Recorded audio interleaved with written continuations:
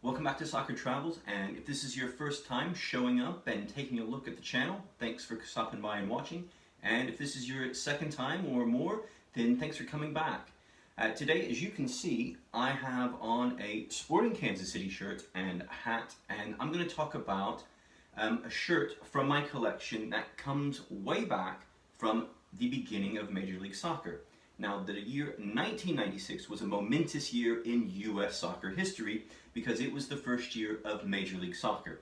I was a mere 13-year-old boy living in the United States at the time, and I had a local team, if you will, 3 hours away from my home city, and that was the Kansas City franchise, which at the time, not a lot of press going on where I lived, or I would assume in Kansas City.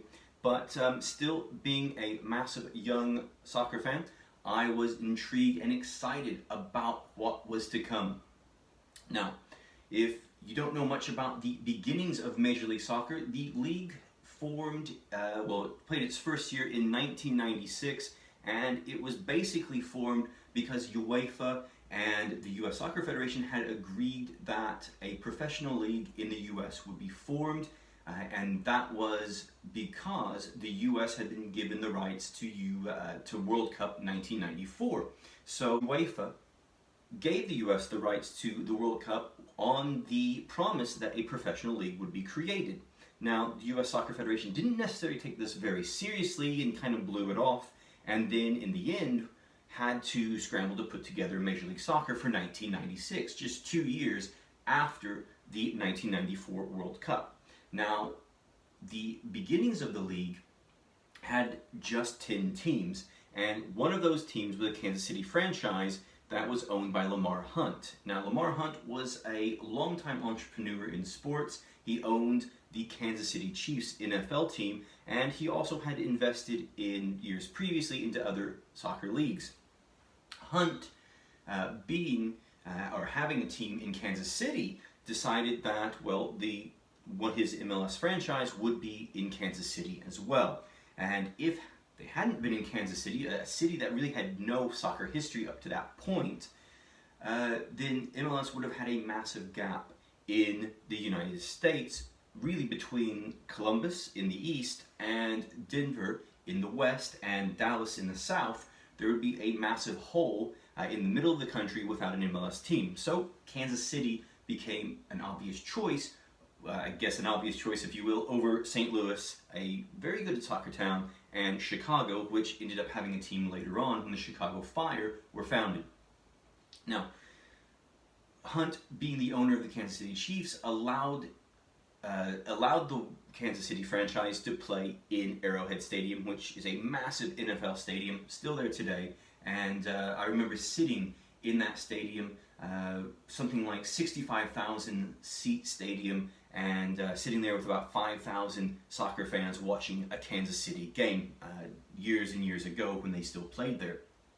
So today you may know the Kansas City MLS team as Sporting Kansas City, which is a very European name that they took on in 2011 when they rebranded. But what you might not know is that first season, Kansas City was known as the Wiz. So today I am holding a Kansas City Wiz shirt, and this comes from the 1996 season, their inaugural season in Major League Soccer, and the inaugural season of the league, which saw 10 teams, and Kansas City being one of the original 10.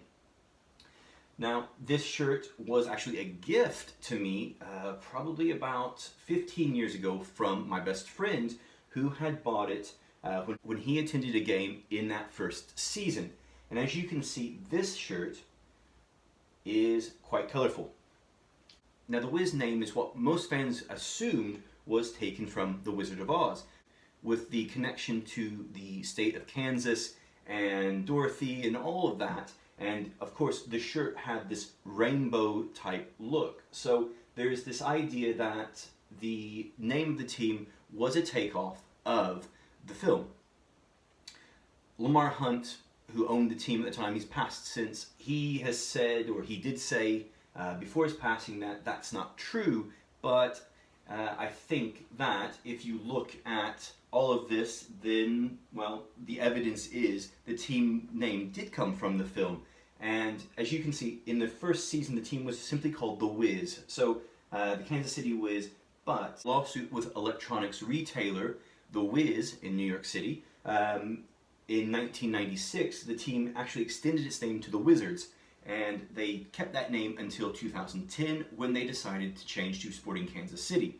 Now, interestingly, one thing that I've always heard is that the team, under the name the Wiz and under the name the Wizards, always had difficulty attracting players from Europe or even South America to come to play for the team because of the silly moniker that they had, which makes a lot of sense. And really, to be fair, the Sporting Kansas City name is far more what you would see in or hear in places in Europe or in South America. Although it's pretty much a generic name, it is far better than the Wiz or the Wizards. But these shirts at the time were just a bit ridiculous, and I remember seeing them as a kid and just kind of being like, ugh, that's kind of ugly. But a lot of the kits in Major League Soccer, as well as in Europe, were not very attractive. In the 90s, a lot of teams were doing something very different, and then once we got to the 2000s, things kind of scaled back a bit. One of the interesting things is that now, people like myself or shirt collectors and a lot of fans, they love these old kind of shirts, these old style of shirts. Now these were obviously when I was a kid, and now looking back, I think they're pretty cool. And Kansas City has worn throwback shirts over the last few seasons, I guess it is, that bring back this style as well as some of the other styles that they had early on, this what they call the rainbow style. So a very cool shirt, and you can see that one of the things is, I noticed about the shirt, I don't know how much it was really ever worn, but one of the things about the shirt is it's very thin. Obviously this was a time before dry fit and the materials that we have nowadays that most sports manufacturers use, but this is such a very thin material, it almost feels like you can push your finger right through it. And I don't think I've ever actually worn this shirt at all, and not too long ago I did think about reselling it, but you know what, it's just so cool, and it's got a lot of that history that a lot of MLS teams don't actually have, because a lot of them are newer franchises. So a really cool shirt, and definitely one that I'm definitely keeping around, and it's got a few bit of wear and tear and spots from back in the day.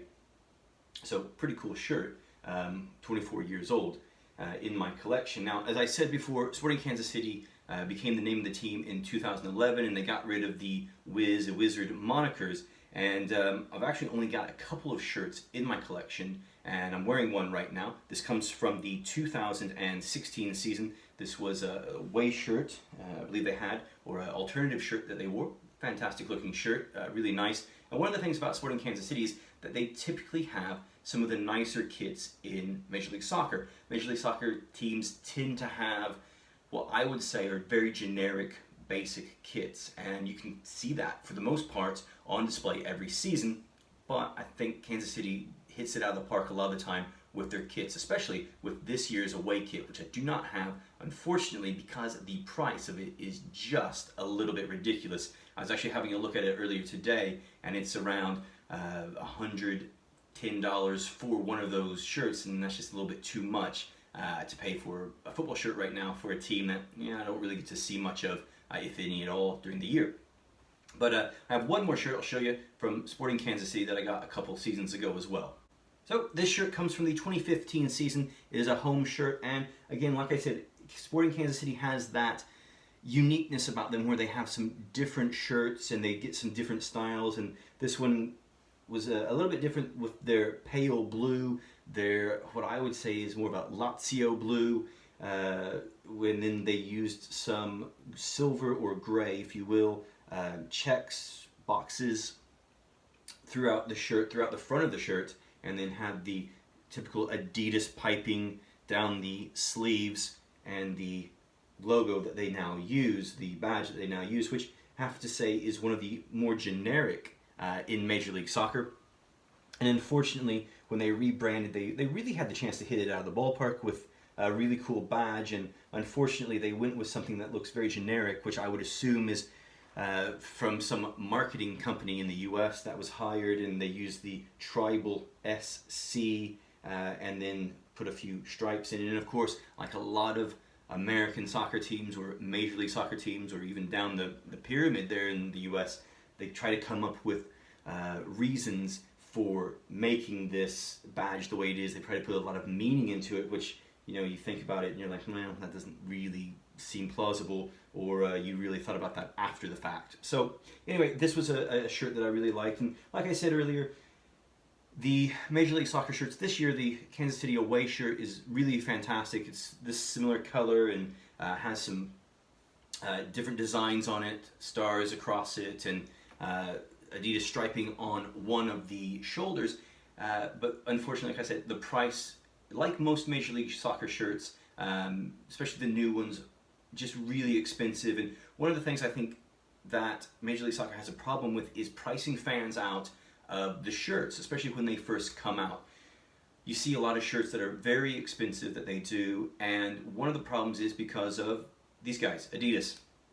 The league has a contract with Adidas, and they all kits are provided by Adidas. There is no competition amongst teams like you would see in the Premier League or the Bundesliga, where different sports manufacturers and sportswear companies make a team's kits. It's all Adidas, so the prices don't necessarily differentiate. They are all very similar and typically very expensive. Now, you can find kits, shirts much cheaper on websites such as Kitbag or Fanatics occasionally, depending on what you want to get. And those are just some free plugs for those websites. And I know from Kitbag, where I believe I got this shirt, once the season is over, they do a lot of reduced prices to get those MLS shirts out for the next season, so you can grab yourself a deal when buying from there. So that is my look at some Sporting Kansas City shirts and that 1996 shirt that I have in my collection from when the team was known as the Kansas City Wiz. And